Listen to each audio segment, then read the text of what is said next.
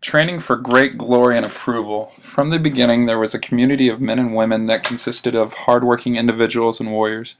Growing up, anyone and everyone's parents would tell them of great and fabulous stories of how much an honor it is to serve and fight for the community. The community was based on a ship that traveled in hyperspace that had all the necessary items needed for them to survive.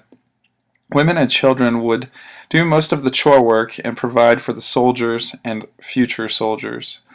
Long before there was a great battle that happened on their home planet of Muka. Here on planet Muka, the race of man lived and flourished. One evening there was a brutal attack from the insect race. Since then there have been numerous battles where man has won and man has lost. In his youth, John was born on the spaceship located in Sector 42 of the Nebulana Galaxy. His mother raised him until he was 13 and fit for his training. At an early age, the idea of winning at all cost and nothing else mattered was fed to John. His father, Bill, served the community proudly, but he was universally known for being an all-around super soldier.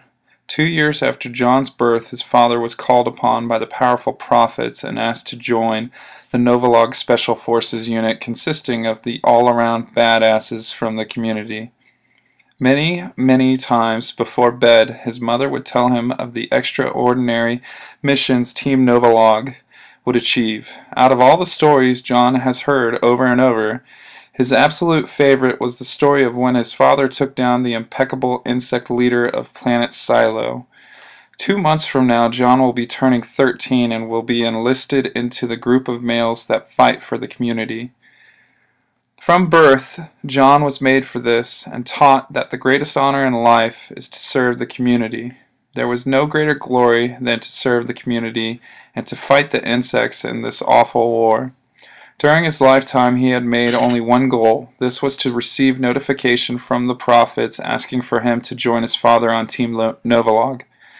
Months later, during his training, John was at the top of his class, and the department decided it was best to allow him to bypass some of his training, since it was already too simple and easy for him.